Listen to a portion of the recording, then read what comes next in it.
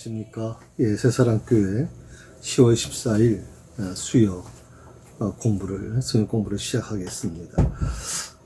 계속해서 요한복음 17장, 그 전체가 원래, 그 전체에 해당하는 부분이지만, 오늘은 6절에서 19절까지 말씀을 기점으로 할 것이고요. 물론 26절까지 전체가 아마 해당되겠습니다만은 한번 시간 되는 데까지 말씀을 좀 드리려고 합니다. 17장에 있는 말씀은 예수님께서 제자들을 정말 제자들을 위한 기도다 그렇게 얘기를 해서 중보 기도회 장이다 또 그렇게 얘기도 하고요. 또 대제사장의 기도의 장이다 그렇게 표현하기도 하는 아주 중요한 장입니다. 그래서 혹시 여러분 기도 때문에 고민이 되신 분이 계시면 그렇죠. 교회 오래 다녀도 또 교회 직분을 받고 계신 분들도 사실 기도하면 굉장히 좀 어려워하고 힘들어합니다. 또 저희 교회는 이상하게도 기도시키면 교회 안 나오시겠다 그래서 제가 이 개척할 때부터 우리 성도들에게 가급적이면 기도를 안 시키는 쪽으로 해왔습니다. 물론 요즘에는 이제 주일날 기도를 젊은 집사들이 이제 가급적 기회를 주려고 합니다만은, 그럼 기도가 어렵다고 하는 건 누구나 같은 마음일 겁니다. 근데 그 기도의 모범이 바로 이 17장에 예수님이 제자들을 위한 기도회 속에 깊이 담겨져 있습니다. 그것을 우리가 같이 공부함으로 인해서 기도라는 게 뭔가 하는 것을 좀 찾아보려고 하고요. 특별히 기도하면 대표적인 기도하면 예수님께서 제자들에게 가르쳐 주신 기도가 있죠. 어떤 기도죠? 주기도문이라고 하는 기도입니다. 우리가 보통 요즘에는 좀 덜합니다만 과거에는 예배 끝나면 목사님의 축도가 아니면 웬만하면 주기도문으로 예배를 마치고 하지 않았습니까? 주기도문 구가 원래 이 바뀌기 전에 구 버전일 때는 많이들 이제 그렇게 외워서 하고 그랬습니다만은 새로 바뀌고 난 다음에는 좀 이 주기도문을 암송하는 경우는 많이 좀 약해지지 않았나 이렇게 생각도 해봅니다.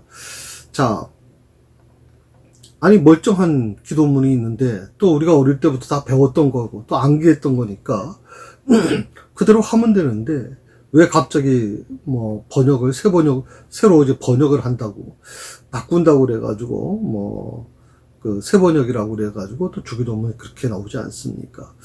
그 차이가 뭐냐 하는 겁니다. 대체 무슨 차이가 있느냐?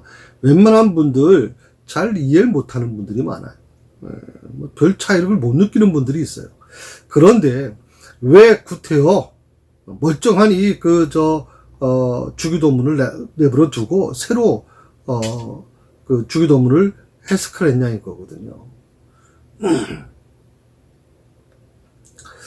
그 부분을 좀 제가 요번에 공부 끝나고 한 마지막 부분에서 한번 말씀을 좀 드릴까 합니다. 그 주기도문의 그 차이가 뭐냐, 새로 번역된 것과 그 버전의 그 차이가 뭐냐 하는 것을 좀 설명을 드릴 텐데, 그 안에는요 우리가 대수롭지 않게 생각했던 이 부분 속에서 아주 큰 중요한 부분이 거기 포함되어 있습니다. 상당히 많은 차이가 있거든요. 그래서 그것을 여러분과 같이 나누는 시간을 좀 갖고자 합니다. 만약에 이 주기도문에 대해서 좀 더 알고 싶다, 새로 번역된 이 주기도문이 무슨 차이가 있는지 좀 알고 싶다라고 하는 분이 계시면 여러분 영상 보시고 그 밑에 댓글을 달아주시면 좀 빨리 할지 아니면 좀 천천히 할지를 제가 좀 결정하려고 하니까 그렇게 이해해 주시면 좋겠습니다.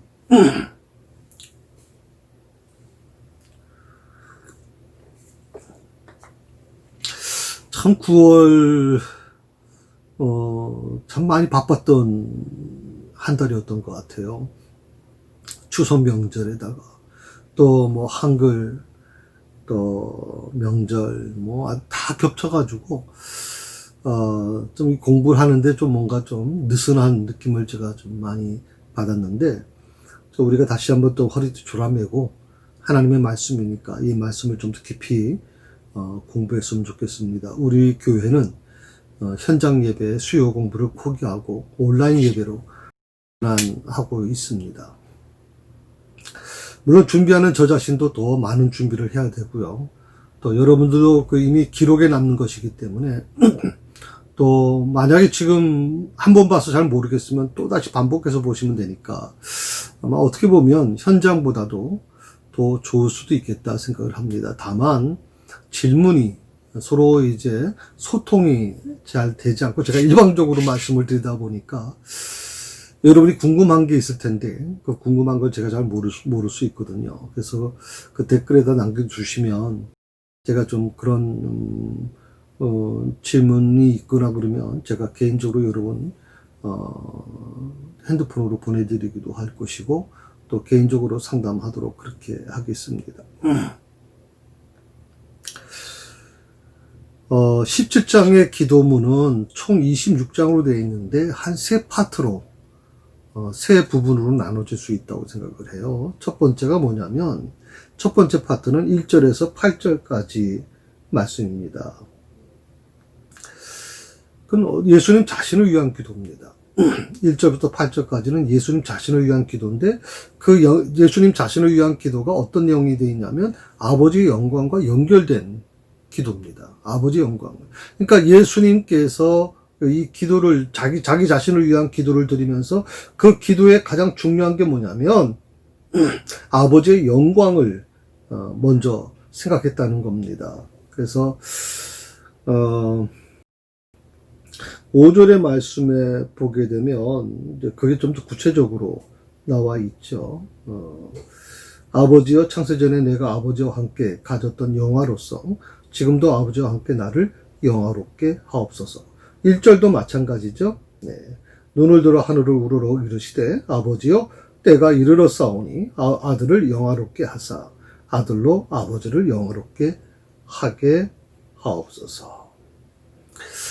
아들로 하여금 아버지를 영화롭게 해달라 하는 겁니다. 그래서 이 주기도문에 여러분 성경 맨 앞에 보시게 되면 주기도문 구버전과 새로 번역된 주기도문이 나와 있어요. 성경 맨 앞에 보시면 거기 보시게 되면 제일 처음에 하늘에 계신 우리 아버지여 이름이 거룩히 여김을 받으시오며 라고 나오죠.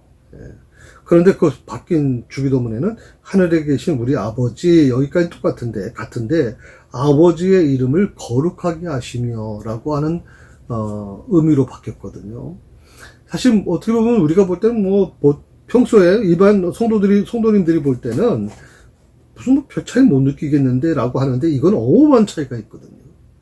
그 중심에 뭐가 있냐면 예수님께서 기도를 드리시면서 자신을 위한 기도를 드리시면서 뭐라고 얘기하냐면 아들로 영화롭게 하사 아들로 아버지를 영화롭게 하게 하옵소서라고 하는, 그러니까 아들이 존재하는 이유가 뭐냐면 아버지를 영화롭게 하고자 하는 겁니다.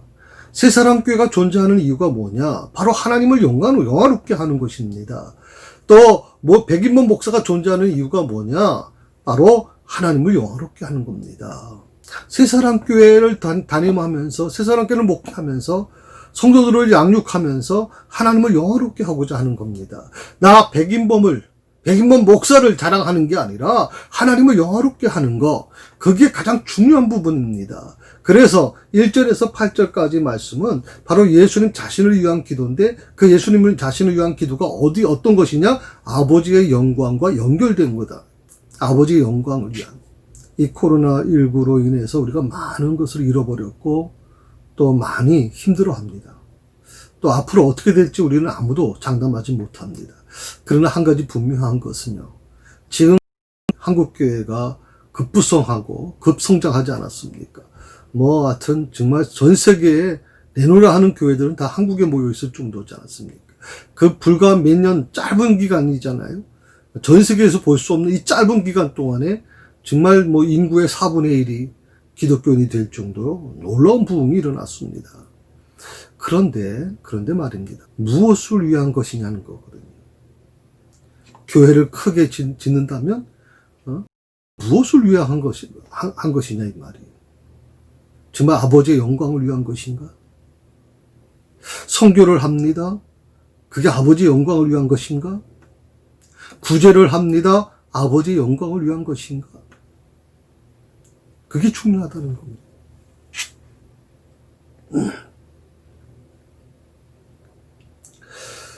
그 다음에 두 번째 파트는요, 그 9절에서 19절까지 그 내용입니다. 말씀이 되어 있어요. 9절에서 19절까지 두 번째 파트인데, 이것은 뭐냐면, 예수님이 제자들을 위해 기도하는 내용입니다. 제자들을 위한 기도예요. 거기 보게 되면 여러 가지가 지금 나와 있지만, 내가 그들을, 9절에 보면 내가 그들을 위하여 비옵나니, 내가 비옵는 것은 세상을 위함이 아니요 내게 주신 자들을 위함이니이다. 내가 그들을 위해 빕니다. 기도합니다 하는 거예요. 그들이 누구예요? 예수님의 제자들. 부모 처자식 다 버리고 주님 한 분만 바라보면서 따라왔던 3년 동안 동고동락했던 바로 그들, 그 제자들을 얘기하는 것이죠. 그 다음에 세 번째 파트가 뭐냐면 20절에서 26절에 있는 말씀인데, 이것은 바로 그러니까 9절에서 19절에 있는 말씀은 예수님 당시의 제자들을 위한 기도라면, 20절에서 죄송합니다. 26절은 우리 모두를 포함한 기도라고 생각해요. 예수님 당시에 있던 제자들만은 아니라 그들을 포함한 우리 모두를 위한 기도예요.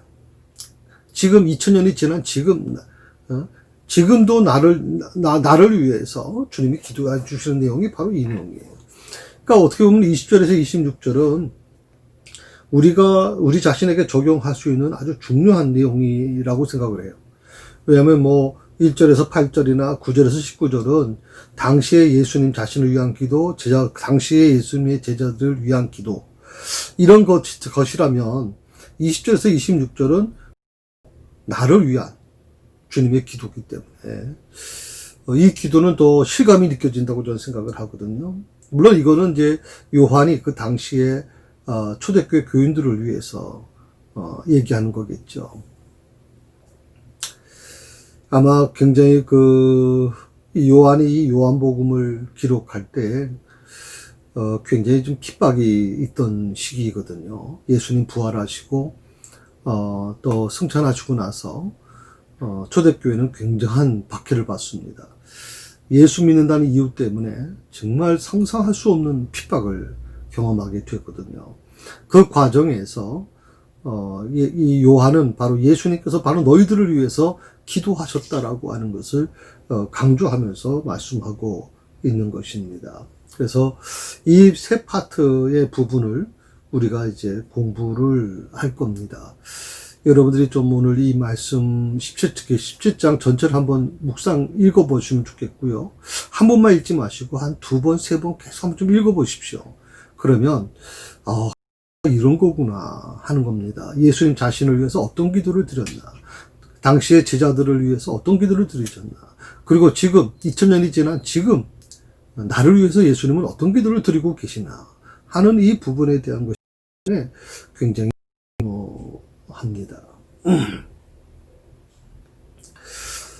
우선 첫 번째 파트에서 보게 되면 예수님 자신을 위한 기도라고 제가 말씀을 드렸지 않습니까? 그 예수님 자신을 위한 기도는 자기 유익을 위한 기도가 아니에요. 자기 편하자고 드려지는 기도가 아니라 자기 욕망을 위한 기도가 아니에요. 예수님 자신을 위한 기도는 오직 한 가지였어요. 아버지의 영광을 위한 기도예요. 나를 통해서 아버지의 영화롭게 하옵소서. 나를 통해서. 나 때문에 아버지의 이름이 영화롭게 되기를 원합니다. 조금 전에도 말씀드렸지만 새사랑교회 때문에 아버지가 영화롭게 되기를 원해요. 새사랑교회가 지금 하나님의 영광을 드러내는 교회가 되기를 원해요. 이 백임원 목사가 정말 하나님의 영광을 드러내는 목사가 되기를 원해요. 내 육신적인 이익이 아니라, 유익이 아니라, 정말 하나님의 영광을 위해서, 그것을 위해서 목회하길 원하고, 그렇게 사역 감당하길 원해요. 여러분들도 마찬가지일 겁니다. 여러분이 어떤 봉사의 자리에 있던 간에 여러분의 마음 속에는 이것을 통해서 아버지의 영광이 드러나길 원해야 돼요. 내 유익, 내 이름 드러나는 것이 중요한 게 아니에요.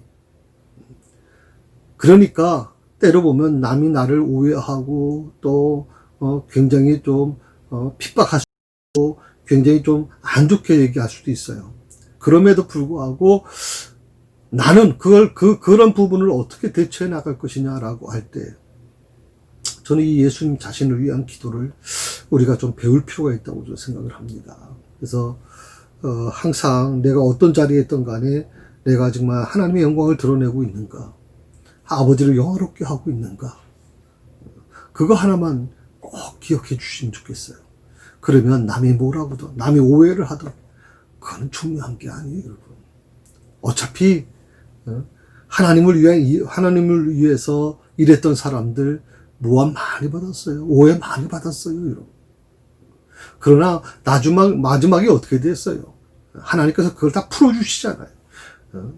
내가 심판하지 말고 그 심판을 내게 맡기라고 그랬잖아요. 아버지께서 하신다 그러지 않았어요? 그러므로 사람과의 관계에 있어서 서운할 필요도 없고 또 그것 때문에 아쉬워할 필요도 없어요. 하나님께서 하시는 거라고 믿어요. 다만 한 가지 분명한 것은 내가 아버지의 뜻대로 살고 있는지, 아버지의 영광을 위해 지금까지 사역을 감당했는지, 그치? 그게 중요하다는 거예요. 이 영화롭게 해달라 해서 이 영화라고 하는 의미는, 아버지께서 아들을 이 땅에 보내신 목적인 십자가 지는 일이 잘 이루어져서 아버지께서 의도하신 생명의 풍성한 열매가 이 땅에 맺어져 구원의 역사가 이루어진 것, 이렇게 주석책에는 좀 설명되어 있더라고요. 영화라고 하는 이 단어의 뜻이 바로 그거예요. 십자가를 치는 것, 이 땅에 보내신 목적, 그 목적은 어떻게 예수님이 영광을 받으시려고 하는 것이 아니라 십자가를 치는 일이에요. 참 개인적으로 보면요, 인간적으로 보면 서글퍼요. 삼위 하나님이신 예수님께서, 성자 예수님께서 왜 그렇게 십자가를 지시면 되는가 하는 것이거든요. 그럼에도 불구하고 그 일을 감당하셨고요. 그 일을 잘 감당하고 나서 어떻게 됐습니까? 아버지께서, 하나님께서 의도하신 그 생명의 풍성한 열매가 이 땅에서 맺어지게 된 거죠. 예수 그리스도의 이름으로 인해서 이 세상의 어둠이 물러가고 빛이 새로 시작된 거죠. 전 그게 굉장히 중요합니다. 그래서 항상 성경에는 빛과 소금이라고 얘기하잖아요. 빛과 소금. 빛이 있으면 어둠이 견디지 못하는 거죠. 소금은 뭐예요? 소금은 빛은 드러내지만 소금은 드러내질 않아요. 들어가서 죽어지는 거죠. 사라져 버리는 겁니다. 그런데 그 대상을 변화시켜 나가죠. 저는 제가 그런 설교도 한번 한 적이 있어요. 정말 그 겉절이를 하면 소금을 좀 덜 넣지 않습니까? 겉절이를 하게 되면. 왜냐면 소금을 많이 넣어가지고 좀 오랜 시간 재우면 푹 가라앉아 버리니까. 겉절이는 그렇게 하는 거 아니죠. 예, 바삭바삭한 아삭아삭한 상태를 두기 위해서 사실은 소금을 뿌려도 오래 두질 않습니다. 예, 그래서 이 겉절이와 같은 똑같은 믿음을 가지고 있어도 겉절이 같은 믿음이 있는 사람이 있고, 아니면 아주 전라도 김치처럼 젓갈도 들어가고 소금도 들어가고 오랫동안 숙성돼 가지고 아주 좀 잘 익은 그 전라도 김치는 그래요. 아주 좀 향이, 그래서 좀 잘 못 드시는 분들도 호불호가 갈리는 것 같아요. 근데 저는 전라도 김치를 참 좋아합니다. 그 냄새 좋아하고 그 맛을 참 좋아하거든요. 제가 2교구 때, 제가 부목사 때 전라도 분들이 계시는 그 교구, 거의 95%가 다 전라도 분들이셨는데, 그 교구를 맡으면서 그 입맛이 전라도 입맛으로 다 바뀌어버렸어요. 근데 너무 그때 그 김치 맛이 지금도 침이 도는데 참 맛있습니다. 그걸 오랫동안 숙성되는 겁니다. 그래서 우리 신앙도 마찬가지입니다. 우리가 똑같이 믿음을 가지고 있어도요, 어떤 사람은 겉절이 같은 믿음이 있고요, 어떤 사람은 푹 삭혀진 아주 무르익은, 그래서 맛있는 김치가 된 것처럼 그런 믿음도 있습니다. 그 전라도 김치처럼 이렇게 푹 사가서 익어서 아주 맛있는 그 깊은 맛을 느끼는 그런 송도는요, 웬만큼 흔들리지 않습니다. 바람이 불어도 흔들리지 않습니다. 꼭 그 자리에 있습니다. 뭐 사람이니까 안 좋은 얘기 듣고 들리고 그러면 좋아할 사람이 어디 있겠습니까? 그런데 웬만한 상 같으면 그래? 뭐 이렇게 해서 휩쓸릴 것 같은데 묵묵히 아무 말도 하지 않고 그 자리를 지킵니다. 나중에 이렇게 만나서 얘기해 보면 목사님 그때 저도 많이 힘들었습니다. 그런데 한 가지 분명한 것은 목사님에 관련된 거, 교회에 관련된 어떤 얘기들은 하나님 앞에서 이건 아니라고 판단했고, 그것이 사실이든 사실이 아니든 간에 하나님께서 하시는 거라고 저는 믿었기 때문에 그 자리를 지킬 수 있었습니다. 제가 그 말 듣고요, 정말 감동 많이 받았거든요. 정말 감동 많이 받았어요. 야, 진짜 교인이구나 하는 걸 느꼈어요. 오늘 오늘 기도도 마찬가지예요. 영화롭게 해주시옵소서 해달라고 하는 이 기도는 어떻게 보면 자신의 영광을 드러내는 게 아니에요. 십자가를 지는 게예요. 십자가를 지는 거. 남들이 안 하는 겁니다. 다 피하고 다 안 하겠다는 거. 예수님은 큰수로 그 길을 감당하기 위해서 이 땅에 오신 분이거든요. 그러면 그분이 십자가의 지심으로 죽어짐으로 인해서 어떻게 됐어요? 소금이 그 배추를 다 죽이는, 그 기운을 죽이는 것처럼 이 세상의 모든 것들을 다 죽이고 예수님께서 어떻게 이 세상을 다시 회복시켜 나가지 않습니까?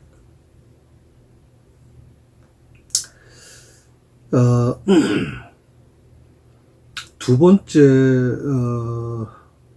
기도 묵상은 두 번째 파트인데요. 9절에서 19절에 있는 내용입니다. 조금 전에 뭐라고 말씀드렸냐면 예수님이 그 당시 제자들을 위해서 드린 기도다 이렇게 말씀을 드렸습니다. 예수님의 중보기도 첫 번째인데요. 그 내용이 뭐냐면 그 9절에서 19절까지는요. 하나가 되게 해달라는 겁니다. 그래서 9절 한번 보실까요? 9절 한번 같이 읽습니다. 내가 그들을 위하여 비옵나니 내가 비옵는 것은 세상을 위함이 아니요 내게 주신 자들을 위함이니이다. 그들은 아버지의 것이로소이다. 그들은 바로 내가 그들을 위해서 빕니다. 그들은 바로 예수님이 택하신 제자들을 얘기하는 것이죠. 근데 그들을 위해서 비는데 기도하는데 그 기도 내용이 뭐냐? 기도하는 것이 이유가 뭐냐면 세상을 위한 것이 아닙니다 하는 겁니다. 세상을 위함이 아니다. 이걸 어떻게 사람들은 오해를 하죠? 제 아들만 사랑하시고 세상을 사랑하지 않다는 거냐? 많은 분들이 좀 오해하는 부분들이 있습니다. 기독교인들끼리 하나님 믿는 사람끼리 어울리는 겁니다. 하나님 믿는 사람끼리 같이 사업을 하고 하나님 믿는 사람끼리만 모든 것을 움직여 나갑니다. 이거는 저는 우물한 개구리가 되는 거라고 생각을 합니다. 하나님께서 오늘 주님께서 오늘 기도한 내용 속에 내가 비옵는 것은 세상을 위함이 아닙니다라고 하는 것은 제 아들만 사랑하시고 세상을 사랑하지 않겠다는 게 아닙니다. 자, 그렇다고 하면 세상을 제외하신 이 기도가 무슨 의미가 있냐, 어떤 의미로 예수님은 이 말씀을 하셨을까 하는 겁니다. 세상을 왜 제외시켰을까 하는 것이거든요. 이 9절에서 19절에서 제 아들을 위한 이 기도를 보면 중보기도와 연결되어서 답이 나옵니다. 중보기도. 바로 이 중보기도의 내용 속에서 그 의문점이 풀리게 되죠. 지금 예수님은 제자들의 무엇을 위해서 기도하고 계시는 겁니까? 16장에서 우리가 지금 공부했습니다만은, 이 16장을 우리가 얘기하죠. 고별 설교를 지금 뭐 계속 지금 15장, 계속 16장 계속 해오고 있지 않습니까? 근데 거기 특히 16장에서는 고별 설교를 지금 하고 계시는데, 특히 16장 33절에 보게 되면 이것을 너에게 이르는 것은 그 앞에 내용이 쭉 나오죠. 너희로 내 안에서 평안을 누리게 하려 함이라. 세상에서는 너희가 환난을 당하나 담대하라. 내가 세상을 이기었노라. 자, 예수님께서 왜 세상을 위함이 아닙니다라고 하는 이 기도를 들으셨는가 하는 이 부분에 있어서 바로 이 33절, 16장 33절에 있는 내용이 중요한 내용이죠. 세상에서는 너희가 환난을 당한다. 담대하라. 내가 세상을 이기었노라 하는 것입니다. 주님은 세 가지를 부탁을 하십니다. 특히 16장에서 가지고 있는 내용이죠. 예, 그래서 주님 안에 거하여야 된다라고 얘기를 하시죠. 내 안에 거하면 주님 안에 거하여야 된다는 것을 계속적으로 강조하고 계시고요. 그 다음에 두 번째가 제자들끼리 서로 사랑해야 된다. 너희가 서로 사랑하지 아니하면 사랑해야 된다라고 계속 지금 주문하시고 말씀하고 계시죠. 그 다음에 세 번째가 세상에 대해 타협하지 말아야 된다. 세상에 대해 타협하지 말아야 된다.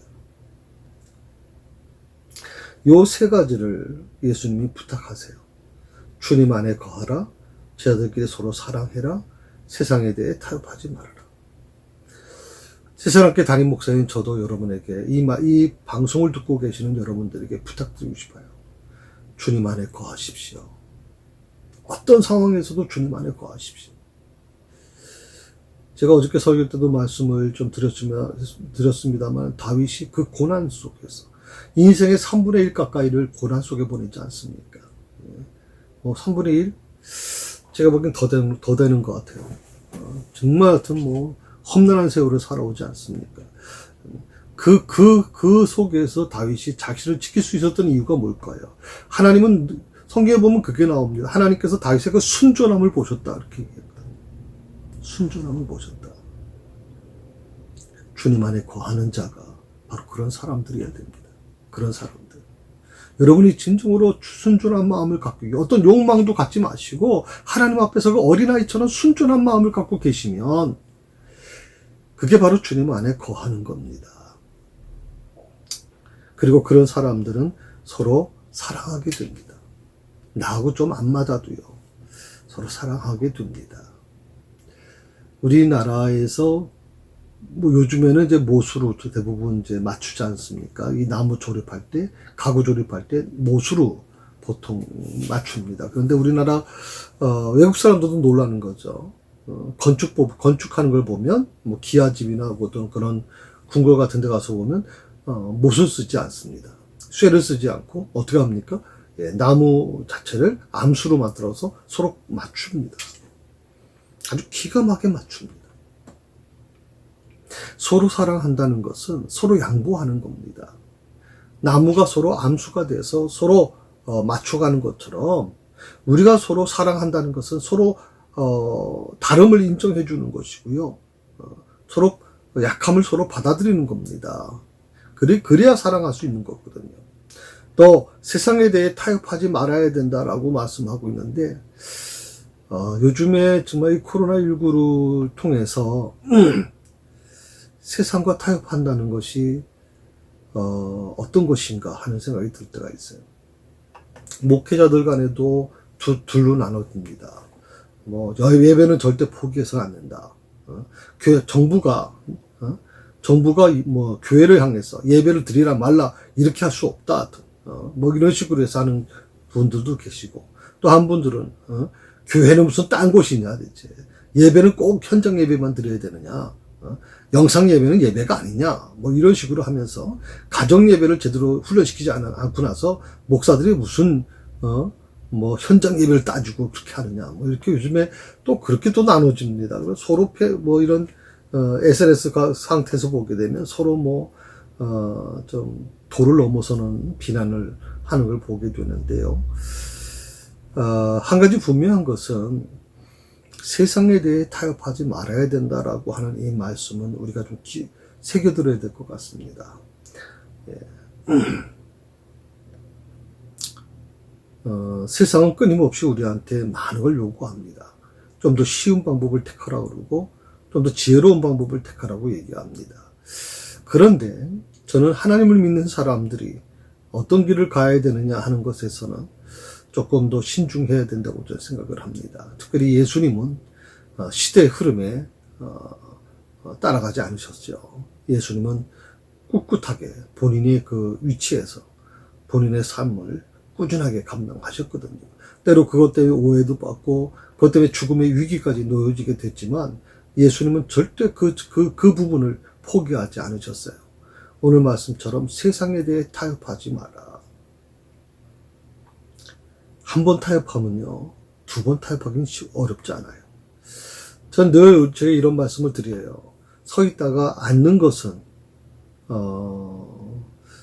그렇게 어렵지 않죠. 근데 앉으면 어떻게 됩니까? 또 눕고 싶단 말이죠. 그러다 보면 잠시 누웠다가 일어나면 되겠지 하지만 누우면 또 자고 싶은 마음이 일어나죠. 또 몸이 또 잠자게 만들지 않습니까? 우리가 항상 세상에 대해서도 마찬가지입니다. 이번 한 번만 하는데 뭐가 문제가 있어요? 이건 방역 때문에, 바이러스 때문에 어쩔 수 없는 건데요.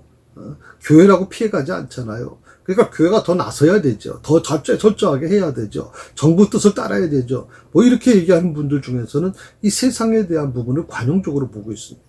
관대하게 보고 있는 겁니다.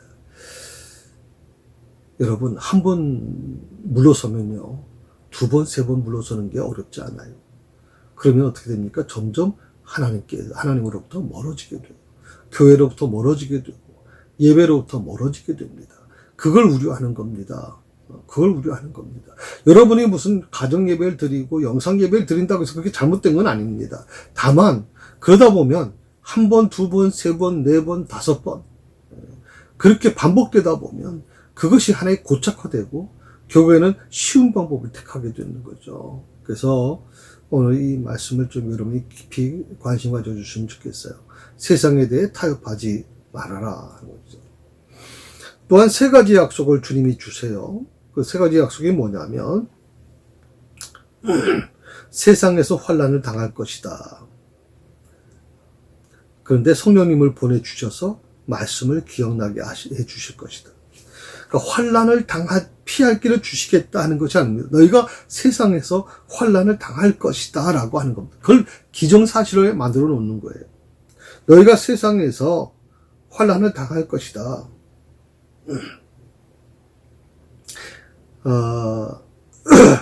그런데 성령님을 보내주셔서 말씀을 기억나게 해주실 것이라는 거예요. 환난을 당하지만 성령님께서 우리의 안에서 말씀을 기억나게 해주시거든요.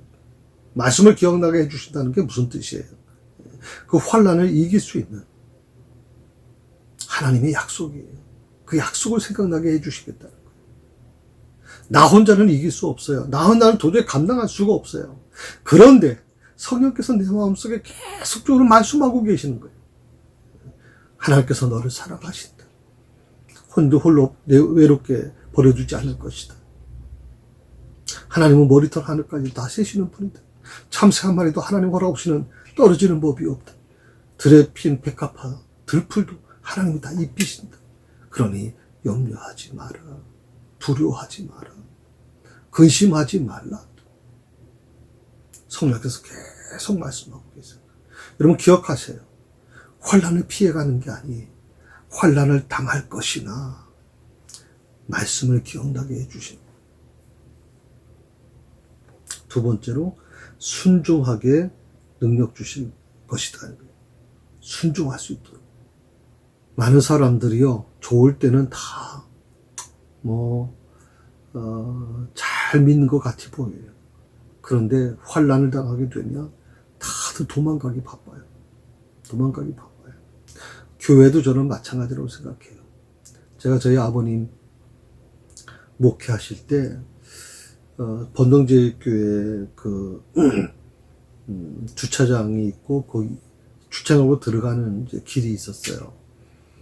그런데 그 길이 이제 개인 사유지였다는 걸 나중에 좀 알게 된 거죠. 그러니까 그 도로, 차가 다니는 그 도로, 실제 주인이 도로를 막아버렸어요. 그리고 포크레인을 동원해서 그 도로에 그러니까 사람이 다닐 수 있게끔 그 정도는 남겨두겠대요. 근데 자동차는 못 다닌다 하여튼. 그래가지고 그 포크레인으로 전부 다 파헤치려고 하는 거예요. 저희 아버님이 광고를 했어요. 자, 이렇게 포크레인으로 도로를 다 훼손시키겠답니다. 자동차, 우리 교회 번호제교 주차장까지 차가 올라올 수도 없습니다. 입구 자체를 막아버리겠답니다. 그러니 몸부로 막읍시다.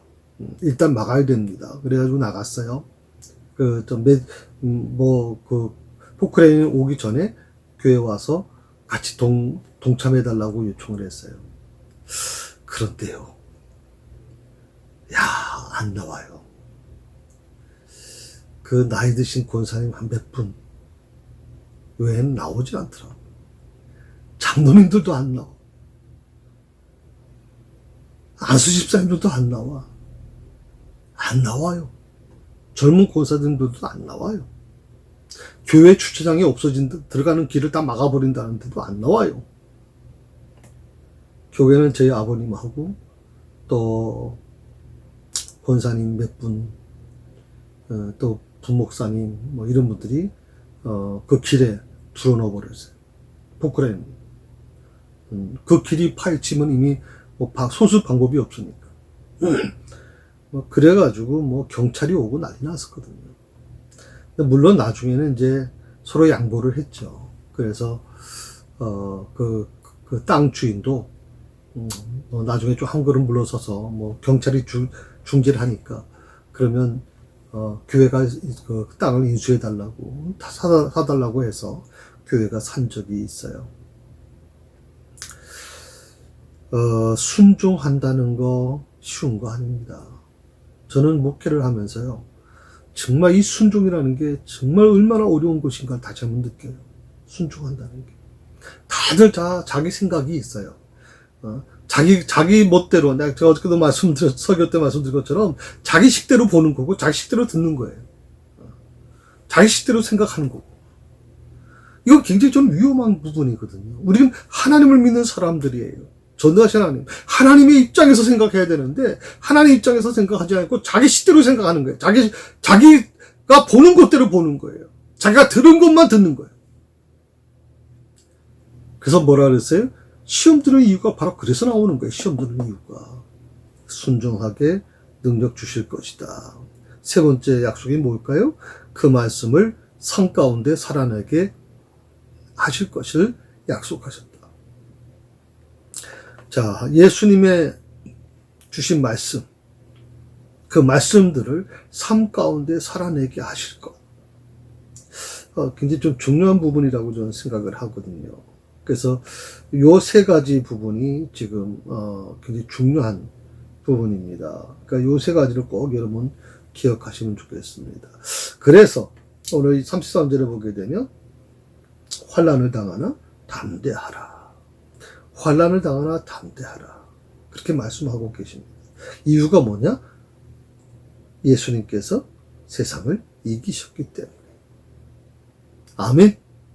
예, 아멘. 예수님이 세상을 이겼습니다. 예수님이 세상에 지셨다면 이 말씀을 할 수가 없죠. 많은 사람들이 예수님이 십자가에 달리셔서 돌아가셨을 때, 운명하실 때, 예수님이 졌다고 생각했어요. 예수님의 제자들도 아마 졌다고 생각했을 거예요. 세상의 힘 앞에, 무력 앞에, 권력 앞에 예수님 결국 지셨구나라고 생각했을 거예요. 그러나 3일 만에 무덤을 깨뜨리고 부활하셨을 때 제자들은 어떻게 생각했을까요?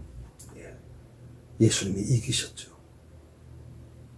그 어떤 세상의 힘도, 사단의 세력도 예수님을 대적할 수가 없는 거거든요.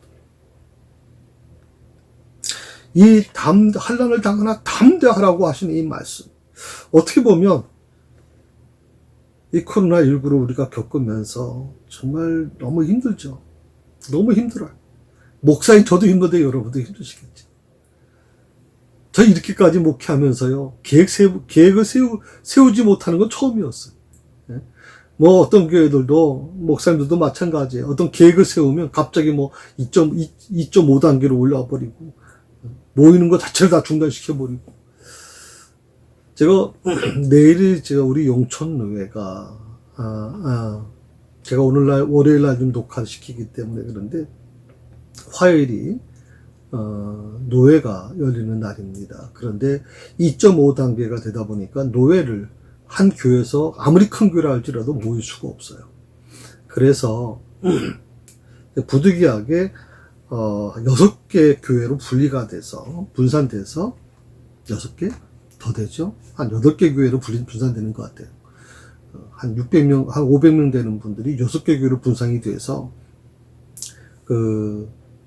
모니터를 보고 영상으로 서로 회의를 하는 거로 얘기됐었거든요. 그래서 저는 내일 창동인광교회로 가게 됐었어요. 그런데 어저께 여러분 아시는 것처럼, 날짜를 제가 이해 못합니다. 이번 주일날, 뉴스를 보신 분은 알겠지만 1단계로 낮아졌단 말이에요. 갑자기. 그러다 보니까 갑자기 주일날 저녁에 통보가 왔어요. 월요일날 통보가 왔어요.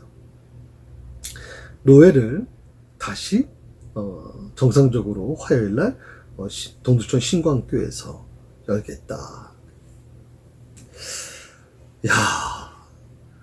거의 한 달 가까이를 준비해왔던 것이 하루아침에 또 바뀌어버린 거예요.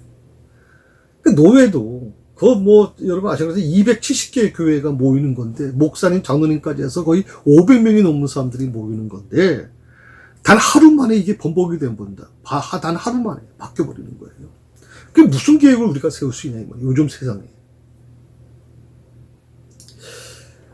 그러니까 오늘 이 부분에 대해서 환난을 너희가 당할 것이다. 그러나 담대해라 라고 예수님 말씀하셨어요. 이건 정말 이것을 겪어보지 않으신 분은 이 얘기를 할 수가 없는 거죠. 예수님 그 십자가의 그 환난을 당하셨잖아요. 그런데 예수님은 끝까지 그 담대하심을 놓지 않으셨거든요.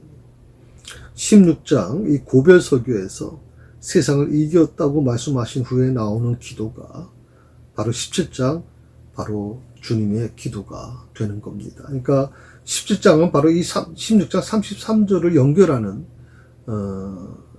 그 기도입니다. 내가 세상을 환난을 당하나 두려워하지 말라. 담대해라. 내가 세상을 이기었다. 그러면서 17장에 들어와서 예수님께서 비로소 말씀하시는 거예요. 예수께서 이 말씀을 하시고 눈을 들어 하늘을 우러러 이르시되 아버지여 때가 이르러 싸우니 아들을 영화롭게 하소서. 아들로 아버지를 영화롭게 하게 하옵소서. 내게 주신 자들 그들은 아버지의 것이로소이다 하는 겁니다. 내게 주신 자들.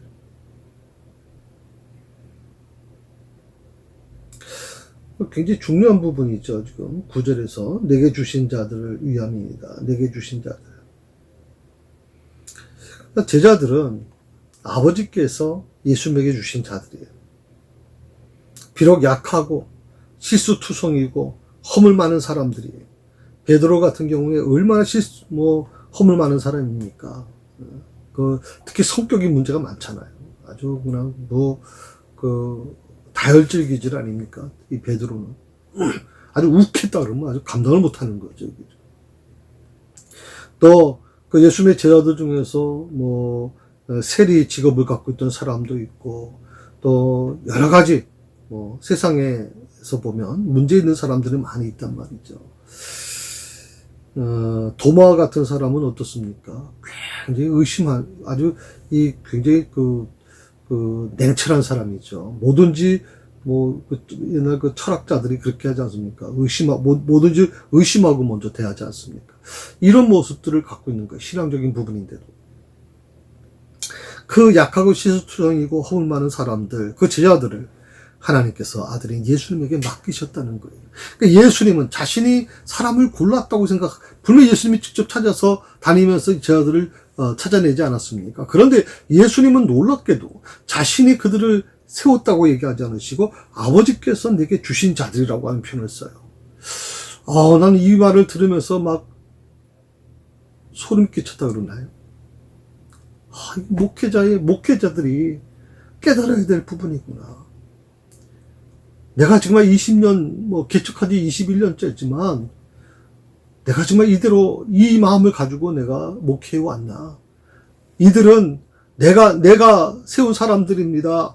저 장로님 내가 세운 사람입니다. 저 안수 집사님 내가 세운 사람들입니다. 라고 생각을, 누구나 할 수 있는데, 나도 그렇게 한번 생각했겠죠. 그런데 오늘 예수님 말씀대로 하면, 그게 아니란 말이죠. 아버지께서 내게 주신 자들입니다. 아버지께서 내게 주신 자들.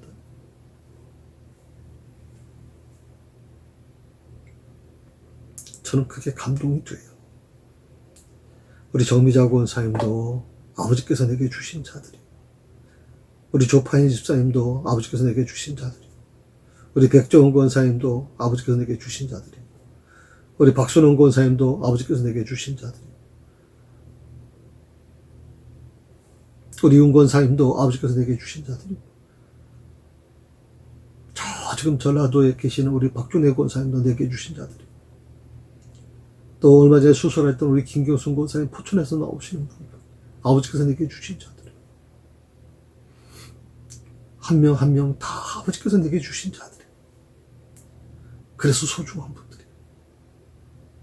제가 그분들을 위해서 기도하면서 요즘 마음이 울컥해요. 제가 처음 뵀을 때는 우리 정미정 권사님 같은 경우에는 50대였던 걸로 제가 거의 한 50대 후반이었던 걸로 생각하는데 지금 거의 한 78세,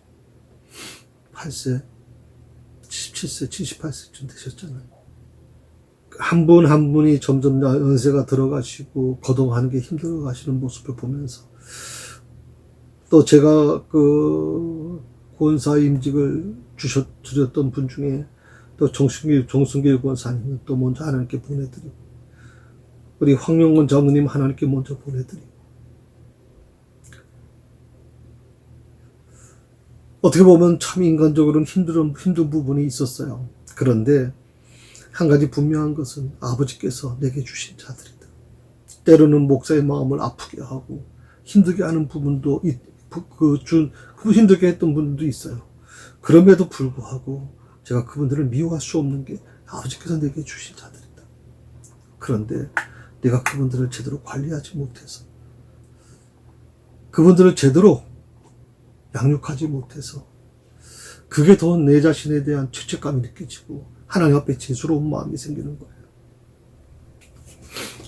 약하고 실수투성이고 허물 많은 사람들, 그들을 하나님께서 예수님에게 맡겼다라고 하는 예수님의 이 고백은 저는 위대한 고백이라고 생각을 하거든요.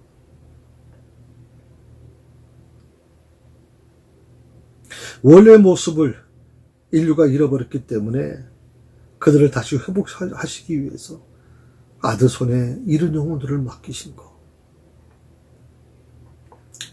그래서 제가 이 교회 새사랑교회 교회 이름을 택하면서 개척하면서 새사랑교회라는 이름을 택한 이유가 바로 이것뿐이에요.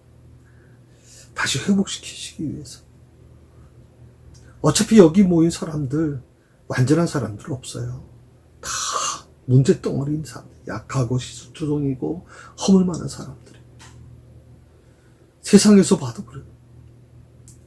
그렇지만 저는 이 말씀을 기억해요. 원래 모습을 잃어버렸지만 이 새사랑교회, 새사랑이라는 이름으로 다시 회복되기를 원하는. 그래서 아들 손에 그들을 맡기신 것처럼 이 백인문 목사의 손에 우리 성도들을 맡겨주셨다고 저는 생각해요. 전 그래서 그래도 여러분들을 사랑해요. 그리고 여러분들을 위해서 기도합니다. 오늘 시간이 오래돼서 여기까지 하겠습니다. 다음에는 좀 더 구체적인 말씀을 좀 더 구절부터 해서 좀 더 구체적인 말씀을 드리겠고요. 가급적이면 여러분이 댓글을 남겨주시면 특히 주기도문의 그 변화, 옛날 버전과 신버전, 새로 된 그 버전의 차이가 뭔지 그것을 좀 여러분에게 설명해 드렸으면 좋겠어요. 그래야 여러분이 주기도문을 좀 암송하거나 또 주기도문을 고백할 때 그 뜻을 알면서 고백하시면 얼마나 좋겠나 하는 생각이 듭니다. 여러분 절대 주기도문은 주문이 되면 안 됩니다. 주문 외우듯이 하면 안 돼요.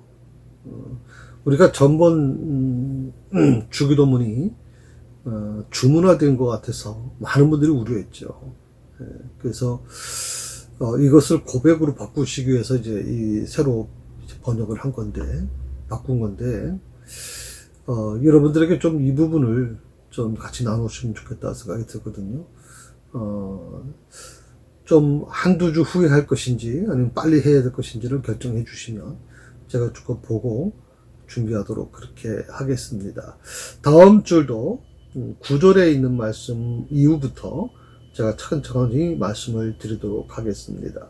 여러분이 한번 좀 성경을 읽고 오시면 좀 더 깊은 말씀을 나눌 수 있을 거라고 생각이 듭니다. 예,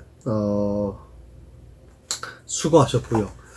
그동안 쉰다라고 하는 게 이게 좋은 건지 잘 모르겠습니다. 특별히 요번에 그 명절은 또 이 연휴는 가급적이면 또 만나지 않게 해달라고 그래가지고 정부에서 그런 방역 때문에 그랬잖아요. 그래서 외롭게 보내신 분도 아마 있었을 거라고 생각이 듭니다.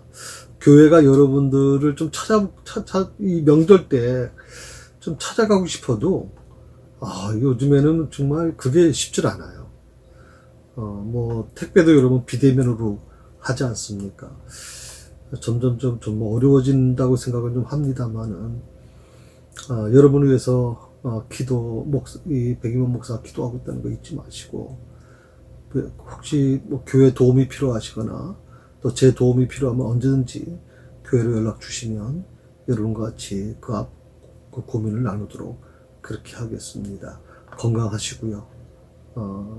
또 가급적이면 이제 독감이 본격적으로 이제 시작됐으니까 독감 주사 맞는 게 65세 이상 되신 분들은 아마 다 무료로 맞고 18세 이하도 다 무료로 맞춰지는 것 같아요. 그러니까 꼭 독감 주사 맞으시고 건강 잘 유념하고 지키시면 좋겠습니다. 기도하십시다. 아버지 하나님 감사합니다. 명절 이후에 이제 수요 예배를 저희가 드립니다. 이 요한복음 7장에 있는 말씀, 어쩌면 한 절 한 절이 얼마나 귀한 말씀인지 모르겠습니다. 예수님의 마음이 이거였구나. 예수님이 하신 이 기도가 그런 뜻이었구나. 정말 그 하나하나를 찾아보면서 제 마음에 막 저려오는 걸 느낍니다. 내가 정말 예수님처럼 그런 마음으로 이 목회사에 감당할 수 있을까? 그렇게 하나님이 맡겨준 사람들을 사랑하며 그들을 끝까지 붙들어줄 수 있을까? 수없이 고민하고 있습니다. 주님, 이 세상에 속해 있는 사랑하는 지체들을 붙잡아 주시고 저들을 하나님 이 어려운 세상에서, 이 힘든 세상에서 저들을 붙들어 주셔서 아버지 하나님, 결코 세상에 뺏기는 삶이 아니라 오히려 세상을 당당하게 이겨내는 그런 하나님의 자녀의 삶을 아버지 살아갈 수 있도록 축복하여 주시옵소서. 주의 영광이 우리 사랑하는 모든 성도들의 삶 속에 아버지 머물기를 간절히 원하오며 예수님의 이름으로 기도드립니다.